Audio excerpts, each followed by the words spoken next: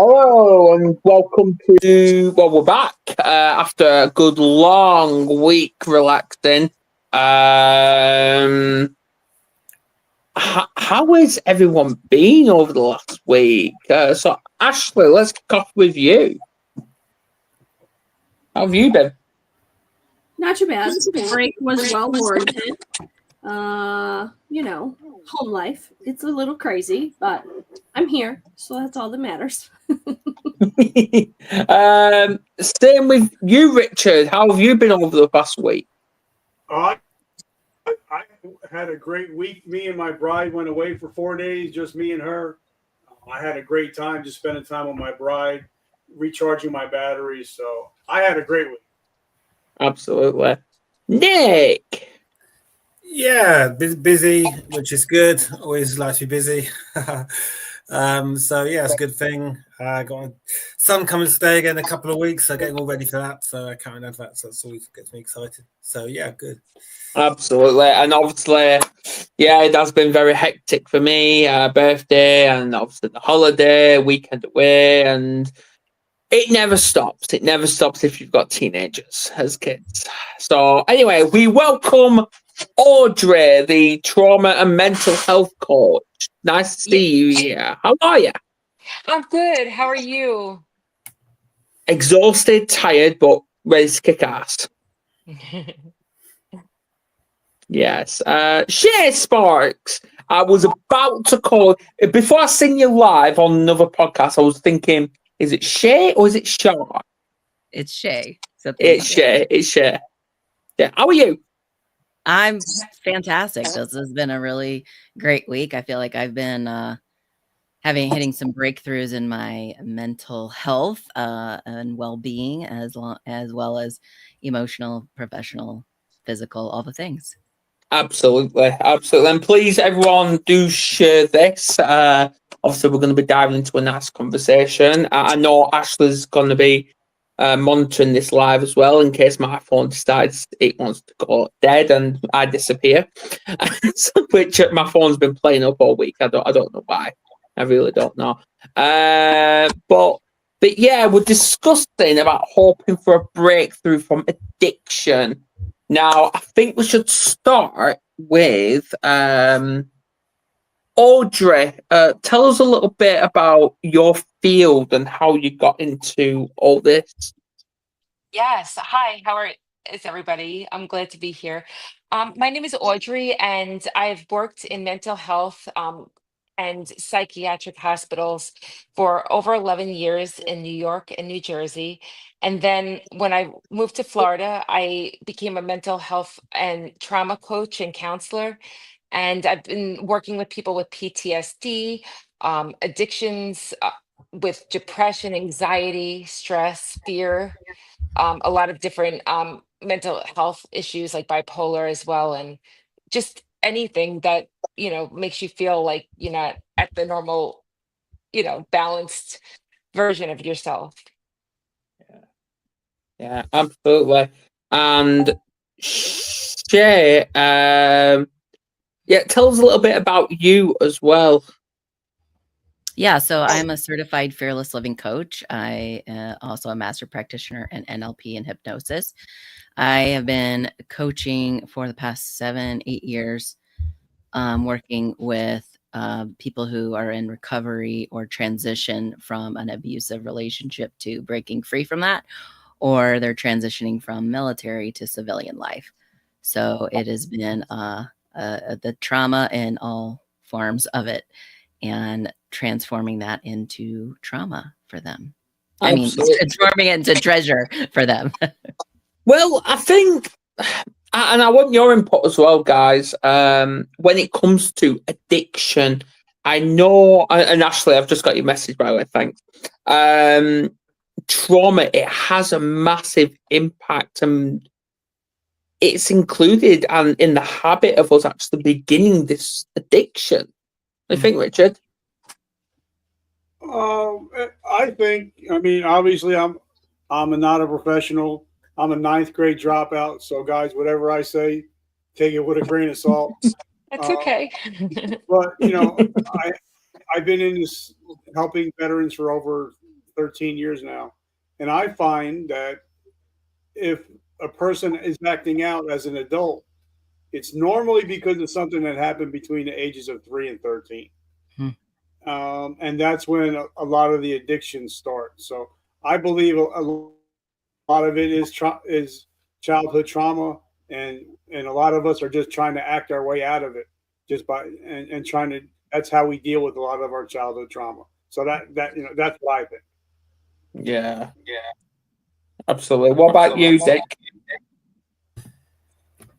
Well, again, I've no expertise really. I mean, I think from what I also observed in my experience, I think addiction can be a coping mechanism in a lot of the time, and whether it's a coping mechanism for dealing with past trauma or current challenges in life. But I think we all at times, find challenging situations, and how we cope with that.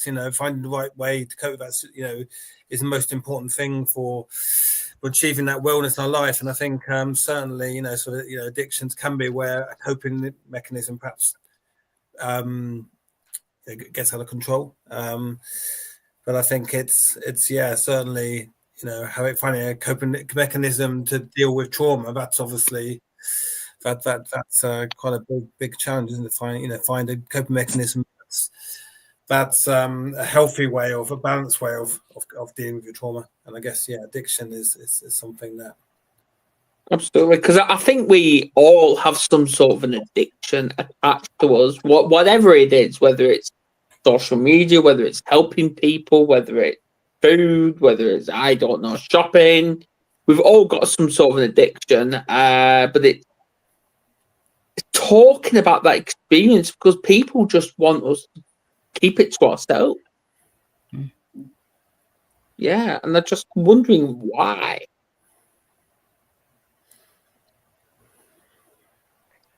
What do you think?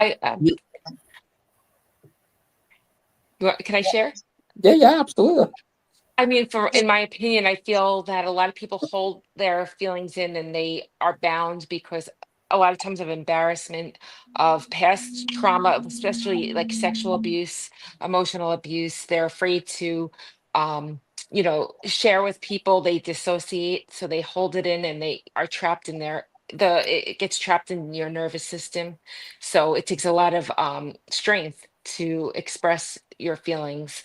So a lot of people will hide, or they'll stay to themselves because they don't know how to express themselves.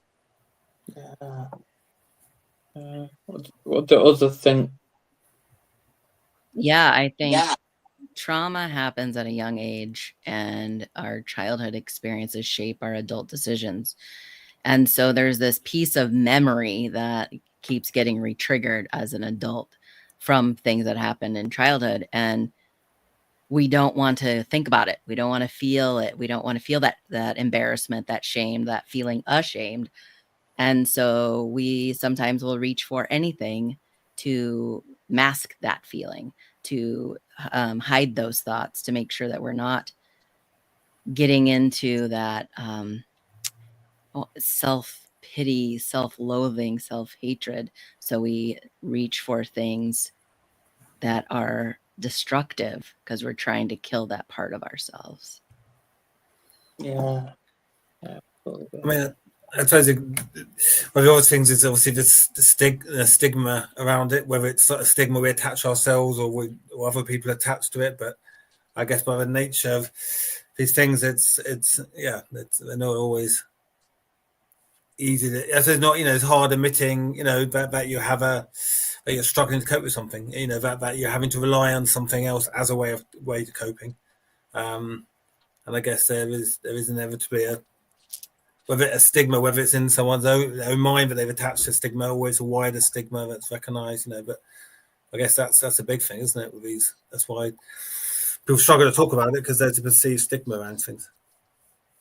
Absolutely, yeah. Because obviously, when it comes to talking about that, there's still that stigma attached to mainly men, where we're supposed to be these masculine, dominant individuals, and we're very much restricted from expressing our vulnerability because people still define that as a weakness.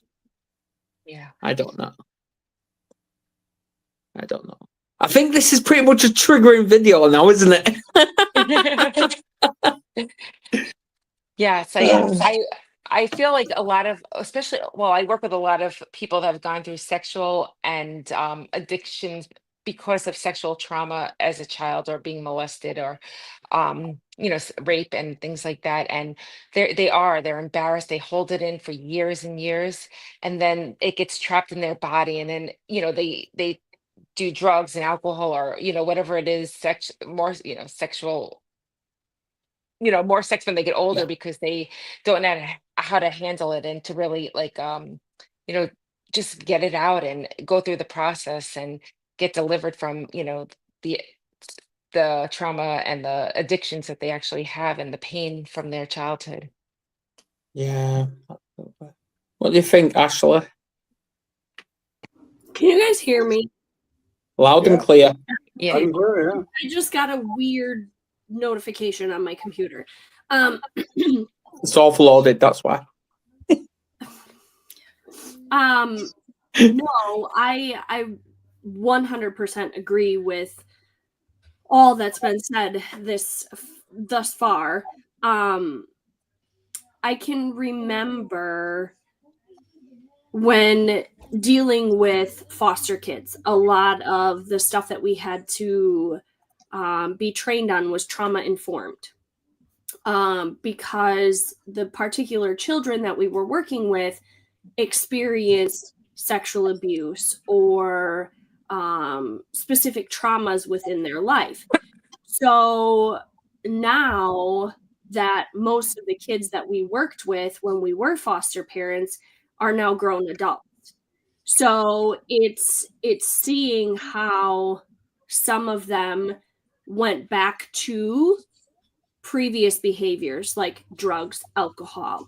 Some ended up in jail, or some that didn't necessarily pick up any like drinking when they were in foster care are now drinking a 12-pack a day, or they've picked up certain substances, or they've gotten rid of specific substances and picked up others. So it's one of those things that I often used to say, especially a particular kid that I can remember. He had been in so much therapy throughout his life that I would always say he's been therapized. He doesn't want to talk to somebody else again about the same things over and over. Or he feels like, oh, I've dealt with it, but he really hasn't. Or more things have been uncovered. And it's almost like it's that suppression of, I don't want to deal with it, so I'm just going to suppress it, but then I'm going to pick up a substance to cope. And just other things that come out because of that trauma. So it's very it's like a game of ping pong. Where is the ball gonna land this time? Where's the ball gonna hit today? But it's definitely something that isn't just privy to adults. That you see the addiction behavior, where you hope that a breakthrough comes. But if they're not willing to walk the journey, to deal with it, to address the trauma, you can't force it upon somebody to do it. They have to be willing to do it themselves. Yeah. And there's even somebody very close to me that is currently going through a healing journey. And I don't want to remember my childhood. I don't want to drudge this up. I don't even know if I can remember specific things. But it's one of those things of, to heal from it, you have to walk through it. You have to address it. And you have to root it up. Otherwise, it's going to continue to lead to that destructive behavior. Well, I'm glad you mentioned that because I want to share something that I did just the other day. Because obviously I'm still going through the healing journey, and 8 months today, yes, people see that as a long, but yeah, people see that as a long time. But realistically, it's still early days. It's still early days in the recovery, and obviously when I was drinking, I was a very, very aggressive and toxic type. I can admit that I was toxic, and obviously dealing with a teenager, it's not easy, not easy. And obviously he's at that stage now where even if you just talk to him the wrong way that he does not like, he gives it you straight. He kind of tells you to fuck off, the lot. And literally, I was in the kitchen and I heard him shouting. So I came in from the kitchen and I literally started chasing him. But luckily, the settee was there and I smacked right into it and I fell to the ground just the other day. So yeah, I've got a big bastard bruise on my leg now. But that was a lesson to me. That was a lesson to me because when I went to a meeting on Wednesday, obviously it was only a little meeting, very short. Obviously one of the people there put a speech on about resentment. And what I've learned from that is if you're sitting across somebody and they're hailing abuse at you and you're hailing abuse back at them, to our mind, we're talking to them. But realistically, we're actually talking to our sixth self. Mm-hmm. And that's what I've picked up on. And that's for me to change. That's for me to change. So yeah, it's very much lesson learned. So yeah, all about accountability. And that's when you need to identify and that we're sick and we need that added support. Yeah. I mean, I can identify some of what you say, Adam. I mean, not the personal experience of addiction, but for a while I was very angry for quite a while in my life for some things that happened when I was younger. And I had this strong conviction, self-righteousness. I had a right to be angry. I had a right to be angry, and I needed to be angry. I should be angry, But yes, what you said, Andrew. I mean, the only person I was hurting by being angry was myself. Yeah. Yeah. And it was, the worst. It was affecting I didn't realize it's on me at the time. It was affecting my health, mental and physical, and it was stopping me from moving forward in my life. It was keeping me stuck in the past. But I had this belief that I needed to be angry because otherwise, what had happened wouldn't be recognised in my mind. It's where I'd justify. It wouldn't get, it wouldn't, it would be justified, and it would be. I would allow it to sort of in my mind to fit to the only way to sort of me to deal with it and say it wasn't acceptable was to be angry. But I was being angry at everyone, and I was being angry at myself. Yeah. So I think it's yeah, and that's what people need to realize is obviously I think I can speak for everyone that's was going through addiction, and especially whether it's with drugs or alcohol, is they go through the 12 steps, and one of that is dealing with resentment. We're all dealing with resentment of who we've done wrong, but there's nothing to say about resentment towards ourselves. There's nothing. So I think that needs to bring brought to the table. Yeah, and I totally agree. And something that I talk about with my sponsees, there's the three pillars of forgiveness. First, we have to forgive those that hurt us. Then we have to ask for forgiveness of those people that we've hurt. But then the third and most important thing is we have to forgive ourselves for things that we happened in the past. Because I can't run on a treadmill if I keep on throwing stuff in my rucksack. Eventually it's going to get too heavy and I can't run anymore. But once I start taking that stuff out of my rucksack, I'm able to run again. So once you're able to forgive yourself, I think that's when freedom actually starts to come about. Mm-hmm. Yeah. It absolutely does. What do you think, Shea? Well, I'm just reminded of forgiveness. I was talking about it earlier, actually, on another podcast. Well, I feel as if when you hold on to that resentment, it gets ingrained in our body. There's a book called The Body Keeps Score, and it can show up in pain, like Audrey was talking about, physical pain in many different ways. And we're not taught how to release that pain, how to identify it, how to really tap into our own intuition, Holy Spirit healing modalities on to release that, to really let it go rather than holding on to it. Many years ago, I was diagnosed with fibromyalgia, and I know that it's a real thing for a lot of people.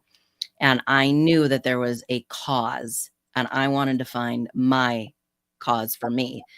And I really believe it stemmed from the resentment, the anger that I had been holding on to, because at the time I was in an abusive relationship with a toxic alcoholic guy, and it was awful. And I wanted to get out and couldn't get out, and I was just waiting for him to kill me.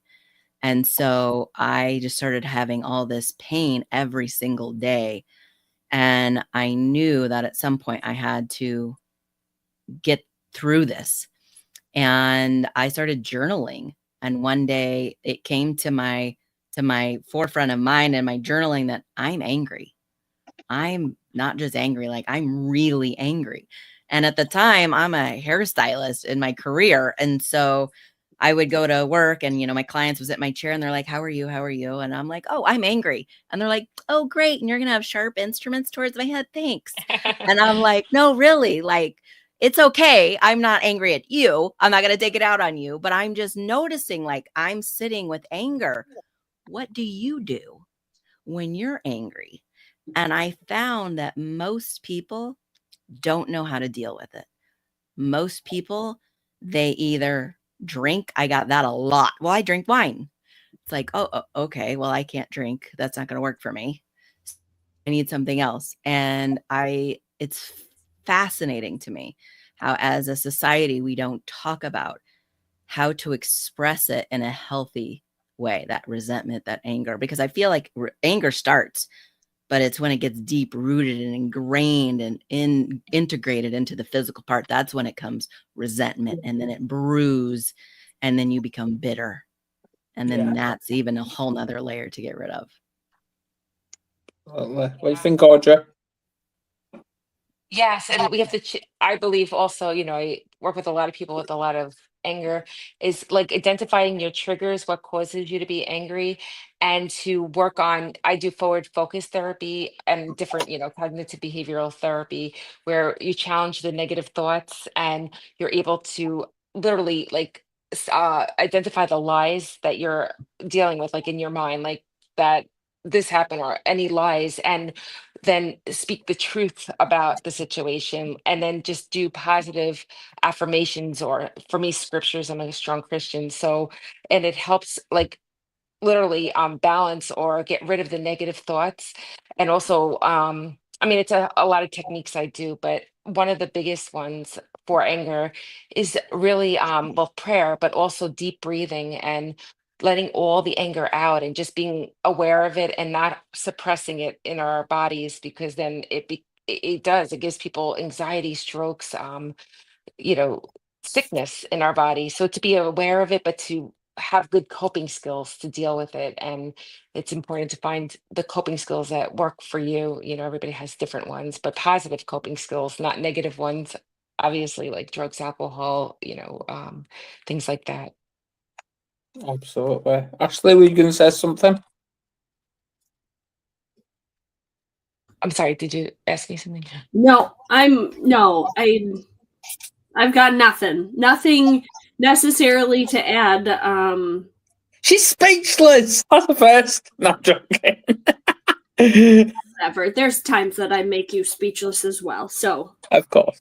yes.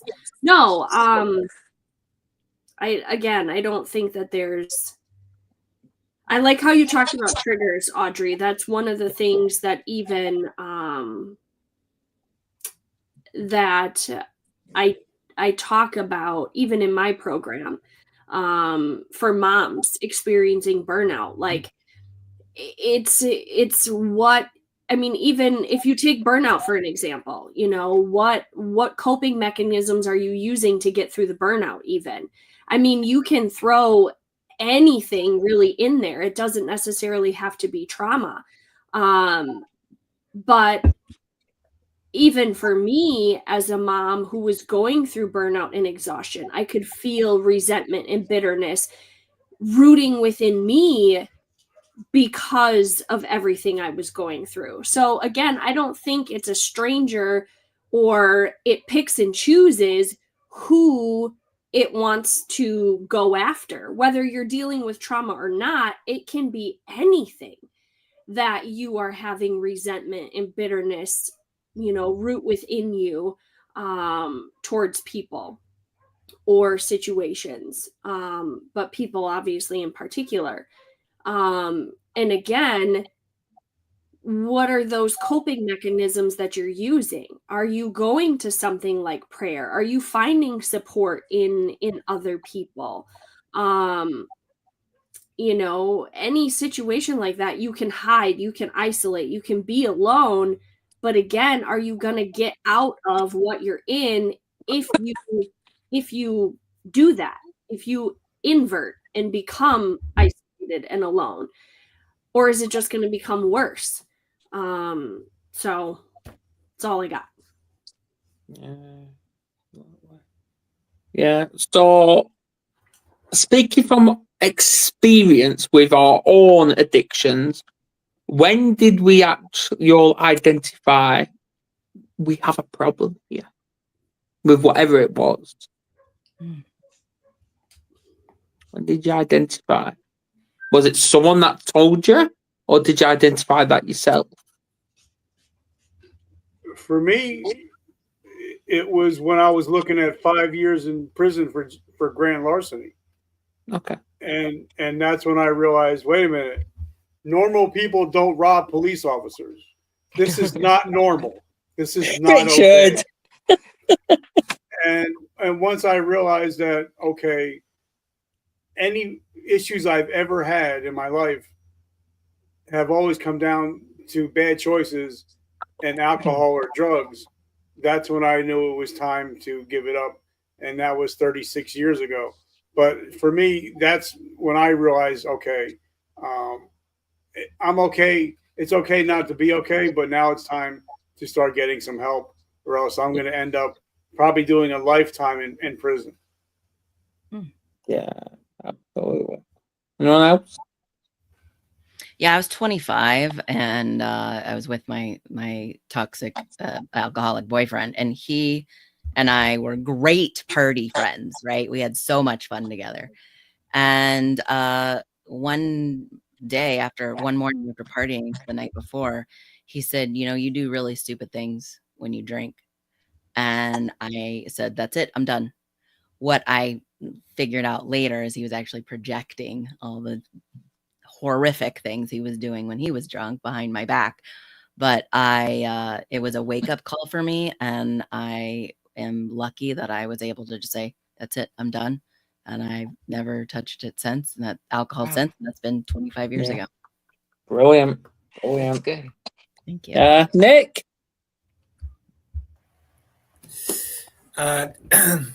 Yeah, I mean, so for me, I think it's amazing how I can find so many ways to justify things or find things to support or give ourselves excuses for doing things. And I very much had that. You know, I always find lots of things to confirm why I should carry on acting where I was, and lots of reasons to justify what I was doing. But I think with me, it was other people saying things to me, close to me.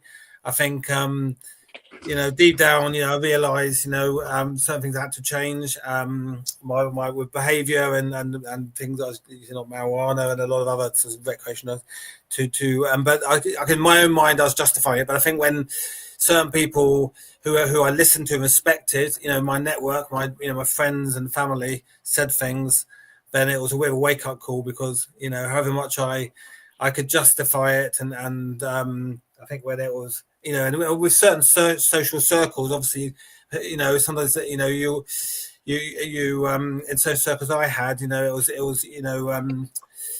you were justifying it, but it was confirming your belief that what you're doing was normalized and stuff.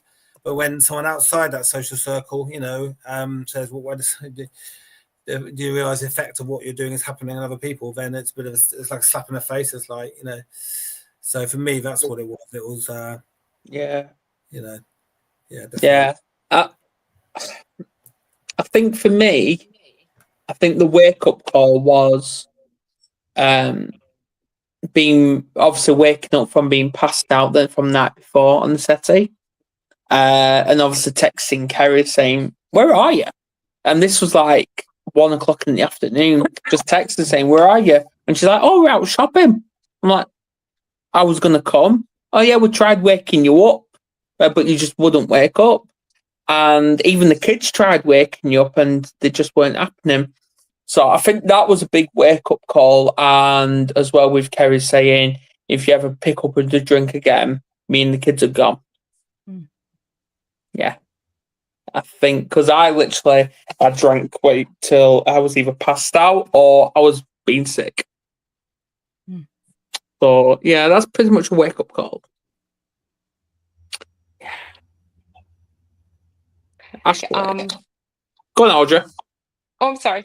Okay. For me, I wanted to just share. I was, I had done drugs from age, I think it was 25 to 27 or something like that. It was only 2 years or 2.5.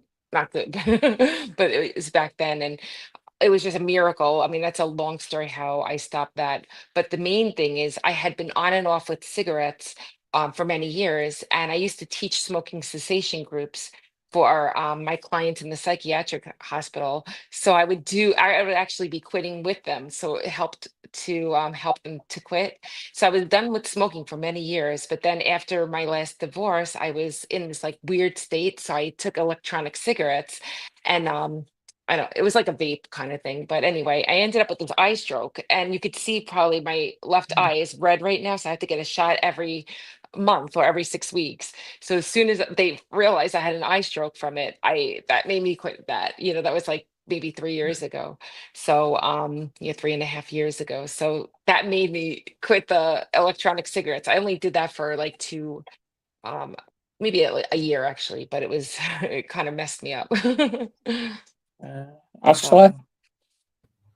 Well, I think as we've talked about a couple podcasts ago, like I've never been one that drank. I've never done drugs. I guess you could say for me, maybe it's a food addiction. Maybe it's social media, like we talked about a couple weeks ago.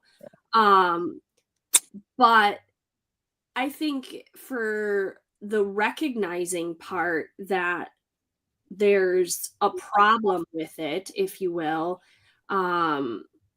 is I do find myself in that self-awareness of I could be playing a game with my kids and I'm picking up my phone as I'm waiting for them to take their turn. Like I can't keep it away from me type of a deal. And how do you break that when you operate a business that's online, or you are the secretary for another business? So you're checking emails all the time and text messages. And I think it's constantly like feeding, if you will, the addiction. Because, I got a text from a customer, but why not jump on Facebook type of a thing. So there are times that I have to either leave my phone at home and I'm like, I don't have my phone, whatever. I survive, right? But it's not something that can be an extended period of time. But I also think for me, growing up with family members that drank all the time and a husband who has an alcoholic mother, it was one of those things. He told me flat out, if you drink and you go and party, I'm not holding your hair if you're vomiting, and I'm not picking your ass up. So you better figure out how you're going to get home. So that was one of those things of to respect him and the traumas that he's gone through with an alcoholic parent. It was okay, that's off the table. To have a alcoholic drink here and there, maybe. Okay, an ice cream drink is about as far as I go. I'm not going to pick up a bottle of whiskey and start drinking or anything like that, because my philosophy was, if it smells bad, I'm not putting it in my mouth. So, and I had friends that drank a lot or did drugs, and I'm just like, yeah, that it's just not the lifestyle for me. But it was just being aware of that, of I see where they were, or the behavior that they do. And from the outside looking in, I'm like, yeah, I just, nope, that's not a desire for me. But I think the biggest addiction, if you will, that probably is the issue I have these days would be social media, just being on the phone or the electronic base, if you will. Yeah, I think we've all found our breakthrough. So yeah, it's all right. I've got one, Richard. I'm going to target you a little bit with this one. In the military, when people come out of it, do you feel like they turn to some sort of an addiction? Well, and this is, of course, not for all military. Yeah, of course. Most of us are addicted while we're in. I never did drugs, and I was not a full-blown alcoholic until I really joined the military. That's when I became a professional drinker. So I think a lot of us, that's where we pick up the habit. But then when we get out and we're no longer that thing, we're no longer that rank, we're no longer that whatever we did in the military, and now we're a civilian, it kind of exasperates it, because now we don't have a mission, we don't have a paycheck, we don't have the camaraderie, and now we're left alone with our thoughts, which is really scary. So I think not, like I said, not everybody, but a lot of people start their addictions in the military and then just take it home with them, and it just gets worse. Absolutely. Yeah. Well, that's same with I'm going to say it, pornographic addiction as well, because teenagers begin that. Because, and I'm going to put the blame here. I'm going to put the blame on the education system here, because they teach kids of today about sex education. And I think that's exactly where it activates that pornographic addiction. I'm probably wrong. I'd like to know your views. No, you're right. Definitely. Yeah, because obviously it activates where it could be teenage pregnancy, it could be, I don't know, men chasing everyone, and just all that. It just, where it leads to parties, drinking, drugs, all that, sex, just it all comes in one.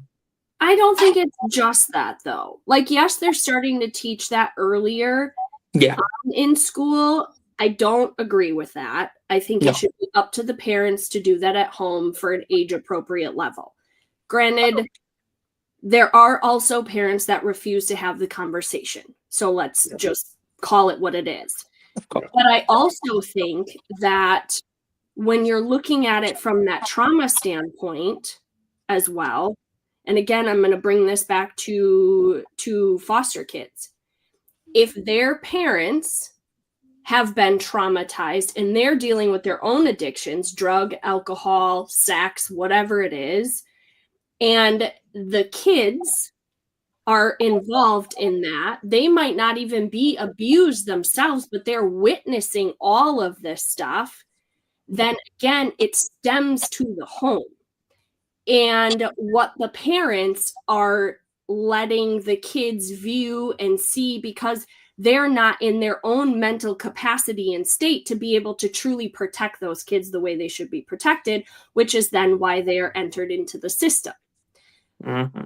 But when you look again at those addictive behaviors, kids that have been exposed to pornographic material at, say, age 2, age 3, 5, whatever it is, they view that as something normal. And then as they get older, and then, yes, you enter in the sex education and all of that stuff in the public school system, then it triggers them into the adrenaline rush of viewing porn.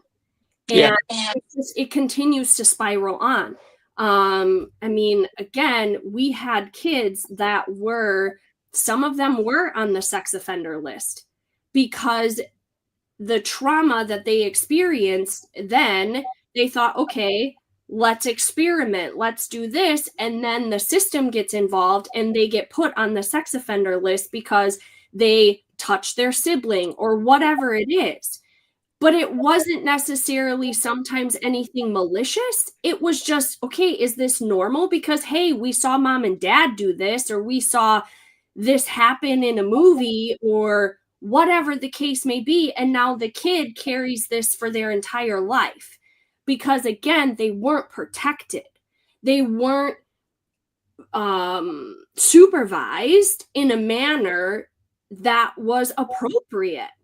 So it all goes back to and cycles around to, what is the home life like? What are the parents doing or not doing? So I think a lot of some of those tendencies of pornography, or even just sexual violence or anything along those lines, you have to track it back to what happened here. Where did this start? Because it doesn't just appear. It doesn't just happen. There's something along the lines that happened to them that is unresolved trauma. It's interesting, because a lot of I find a lot of the schools I've worked with are sometimes having situations where the parent, where there's children who are perhaps exhibiting inappropriate behaviour and not having obviously not having the right socialisation. And sometimes we'll find a situation where the parents will say, well, it's the school's fault, the school isn't providing the right support and socialisation, and where they're at school, and the school are sort of was saying, well, they're clearly not being given the right socialisation of values and behaviour at home, and it's sort of always both blame each other. And I think there has to be a consistency of both. It is both responsibilities, because obviously children spend a lot of time at school instead of being homeschooled, and schools do have a responsibility to safeguard them and obviously teach them, nowadays teaching values and educate them about social behaviour. But at the same time, I think ultimately, there's got to be that the socialisation at the home as well. But I think the problem is where, and it's got to be that consistency, that sort of joint approach, because of what I find is where if it's just happening at a home but not at a school, or just a school not at a home, then that's where it slips through the cracks. That's where you find that problems going to rise, and it's just one, it's either blame the school or blame the parents, but actually it's got to be that joint approach. That's the only way really to reinforce these. Well, well, just going off topic a little bit. That's the situation where we're currently in right now, is because we've got the school saying, "Oh, the kids are brilliant, they're thriving, they're exceeding in all topics," but then when they're at home, they're kicking off, they're arguing, they're bitching.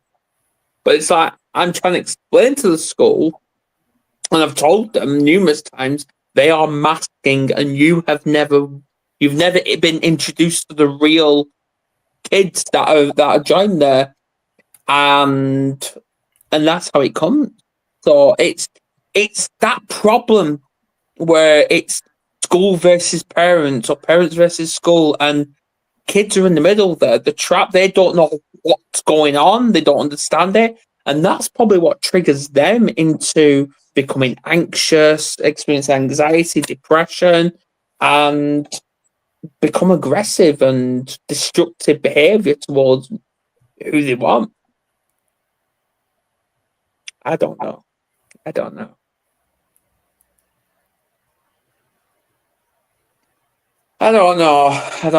But obviously, I can speak a lot about the education system, and I don't really want to. Oh yeah, it's horrible. I don't really want to. Yeah. But you also got to think, if a child is in school for 8 hours a day, they are in your house for 16 hours a day.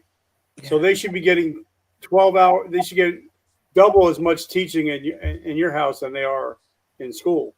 And I believe that if you want to see how a kid's going to turn out, look how the mother treats the father. Look how the father treats the mother. Yeah. Like for me, I'm always kissing my wife. I'm always showing her love and affection.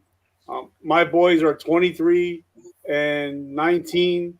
They still hug me and kiss me every time they leave the house. I still hug and kiss my 13-year-old daughter and tell her she's beautiful and she's worthwhile.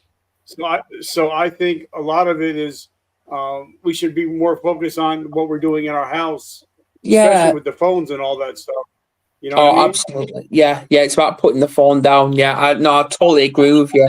And that and that's exactly what it's like with our daughter at the minute, because she saw me and Kerry kissing and hugging, and she's like, "Ooh," which obviously is common normal behaviour at that age, at 11 years old, because obviously she don't fully understand like that connection. But obviously, like when she's in crisis and she's having a meltdown, like she wants to be on her own, and I respect that. I respect her boundaries, because I know once she's calmed herself down, she will literally come all the way downstairs and she'll come straight to me and give me a hug, which shows that I'm there for her, and she knows that. Yeah, and that's the protection I give her. Yeah, because it doesn't matter what age the kids are. Like even Kerry said it many times, it don't matter what age the kids are, whether they're 10, 20, 30, 40, there will always be her babies. And I think that's every mother's perception on things. I don't know. It's yeah. I mean, with my own son, obviously he lives in in Wales, so a different country. Yeah. So but I still try and have be a good role model. Try and inspire him, and try and I sometimes I won't see him for a few months, and so the amount of time I spend with him isn't relatively that much, but as much as I can, or as much as I can have access. But I try to instill good values, and one thing I always say is, if you ever have a problem, ever, for the rest of your life, you can always speak to me. You can always call me. I'll always be there for you, and I mean that, genuinely. And I think it's just having some of those basic things. It sounds like Richard, you're a role model to your children, and you get across those clear, the love you give across. And I think it's something, for me, it's just getting across, even though he lives with my son is a long way away and I don't see him that much, but he knows, I think some of those basic things that, and I think, that with children, it's just breaking down into those, some of those things. If they can have, do children have role models? I think a lot of them don't, especially for single parents. Do they have someone they can look up to? Do they have, how do they learn some of the basic values? And I think, as parents, we should be doing that. But if not, then where do they learn those things? Because those are those essential parts of socialization, knowing their worth, knowing people care for them, being inspired and role models. So, yeah, I think it's something we all need to do. What do you think, Ashley? Adam vanished. He disappeared. No, I definitely agree with that. Like, kids need to see that interaction and the parents. I can remember as a kid, you know, my dad never had anything good to say about my mom. They were divorced. So it didn't matter if I was in the room or not. Now, would my mom turn around and trash mouth my dad in front of me? No. Very rarely would she ever. But my dad, on the other hand, always did, as far as my mom. So there was always an at odds kind of a situation. Now I think that obviously my dad has kind of grown out of that, if you will, the older he has gotten. And occasionally if I talk to him on the phone, he'll say, well, tell your mom I said hi, like if I'm down visiting my mom, you know, in that type of a situation. But it wasn't always like that. So it was one of those things too, that when my husband and I got together and even engaged, it was no matter how hard our marriage becomes or situations become, divorce is not an option for us. And that was just a decision because we were both kids from divorced parents. And just seeing how life was for that, for us, if you will, the back and forth between homes. And I'm not saying that that's obviously a situation for everybody, but that was just a decision that we had made. And now we've been together for 20 years. We'll be married for 17 in June. And I can remember my dad saying, you won't make it 5. So it was one of those situations of, well, I'm going to prove you wrong type of a thing, and we're going to fight for our marriage. And I think for us, the game changer really became when we became Christians together and born again. And again, that's not for everybody, but it was that decision that we made. Because if you would have seen us before that happened, we probably wouldn't be together. So showing our children that you fight as a team. If there's something that happens, you don't fight against each other. Like, we are teammates.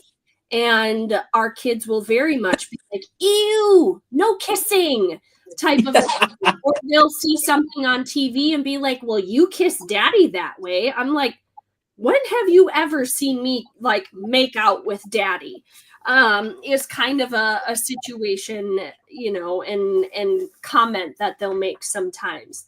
But yeah, it's them seeing us holding hands. It's letting them know, like, we love you, but we were together before you existed. So the world doesn't revolve around you. Is the type of situation and sometimes response we give them. And they get upset if, you know, I leave and go to the store with my husband to pick up job materials, or we go out to dinner together. Well, how come you guys always get to go out to eat and we don't get to come? Well, because there's 8 of us and that costs us like $300 for one family meal. Like, that's a grocery store trip type of a situation.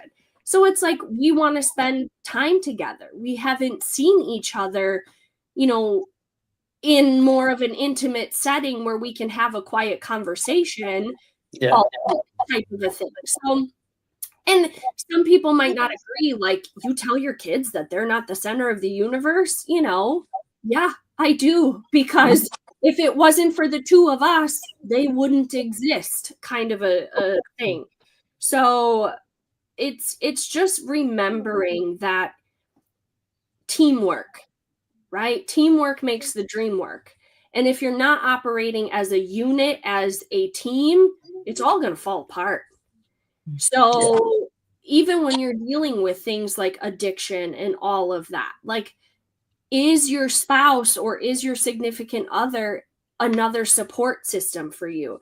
They might not know how to support you, but that's where you say to them, I just need you to be here. I don't need you to say anything. I just need you to be here. Kind of like you talked about a couple of weeks ago, Richard. Like, I just need you to be here. and that's all I need. So again, it's coming together as a team. Absolutely. Like we said, like I said earlier, that make sure that your significant other is a teammate and not the opponent. Mm-hmm. Yeah. You know. Absolutely. Yeah. So as we are wrapping up, Audrey, where Yes. can people find you? Like books or anything? Have you got released? Yes. Okay. So I have a website. It's called hopewithaudrey.net. That's hopewithaudrey.net. And I have 2 books on there. It's on Amazon, but the one that I'm sharing because it has to do with trauma therapy and mental health coaching and counseling is Tools to Have Peace in the Eye of the Storm. And it's on my website of hopewithaudrey.net. And I'm a certified trauma and mental health coach and counselor, and I work with a lot of women and men with PTSD, addictions, and stress, anxiety. I have a lot of different techniques, including EMDR, that I do with people. And I love to see people overcome addiction and depression and all, suicidal ideations. I see it regularly. I like to work with people. Absolutely. Jay, anything from you? Yeah, so I have a couple of books on my website as well. It's shaysparks.com, HASPARKS.com. And I also do coaching. You can connect with me on all my social medias. My podcast is the shaysparksshow.com. And yeah, thank you so much for having me. This has been a really enlightening conversation about addiction. Yeah, you're both welcome back anytime anyway. So yeah. Richard, we know you've got a book. I got 2 books and they're both doing well. You can find me, Richard Kaufman, anywhere, or Vertical Momentum anywhere. And if you want to start winning in life, make sure I'm your coach. I'll make sure that you win. I need one of them t-shirts. I really do. Ashley, we know you've got a group about the breakthrough from burnout. I am loving being a part of that. But yeah, let's get that promoted as well. Yes, absolutely. Break free from burnout, the self-care transformation for moms. But it's definitely burnout is quite the hot topic that I have been covering lately. So that's on Facebook. Yeah, that's where you can find me. Absolutely. Yeah, and that's for mums or any female that wants to connect with Ashley. So yeah, hit her up. Nick, are you starting your podcast again? Yes, I'm restarting my podcast. So I'll be interviewing you all on it. Yes, with me, I mean, if you just Google my name, then all my stuff will come up. So yes, yes, I'm going to be doing something new with confident mindset coaching, which is my new thing I'm building up. But I've written a lot of books about influence and persuasion, which has been my brand for a long time. But putting some confidence mindset program in place and starting some stuff around that. But if you Google me, then all my stuff will come online. And I'll be interviewing you soon for my podcast. I'll get in touch with you soon. Yeah, yes, absolutely. So next week's topic, I know Ashley's skiving, which no, she's not. She's got an event or something. We're discussing reprogramming your mindset by using micro mindfulness. So we're going to be talking about that next week. So Richard, that is the same time next week, same time it was. I know UK is going forward an hour, or not backwards an hour, I think, in either next week or week after. So yes. So we are going backwards. But yeah, it's same time for us. But obviously I'll let you know the time where you are. I think it'll be either 3 o'clock or 2 o'clock. I don't know. Hate these time differences, I really do. So I'll be in Las Vegas next week with my bride for another mini vacation, so I will not be here. Oh, okay, fair enough. Okay then. All right. Okay. So so it's just me and Nick then. Me and Nick. There we go. That's good. There we go. Absolutely. So I will let you all go. Please subscribe. Obviously, I know once this is downloaded, there's going to be some YouTube shorts. We have got some already, which I've been uploading. I've only uploaded 3 so far from a couple of weeks ago. One's got 29 views, the other's got 199 views, and the other's got 512 views already. And that's just in a couple of weeks. Great. So they are getting listened to and watched. So I don't know how many of these will get, but I know I'll be uploading them throughout the week. So yeah, please come back and share, subscribe, you name it. Let's get this going. Keep sharing. Yeah, no, definitely. Keep sharing. And yeah, you too, share, and Audrey, you're welcome back anytime. Thank you. Yes, I have a podcast too. And hi, Richard. He's been on mine, and I love him, and I've been on his. I didn't even realize you were here. But yes, I have a podcast. It's on my website as well. Okay.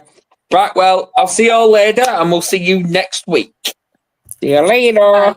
Bye, guys. Thank you. Nice to meet you all. Bye.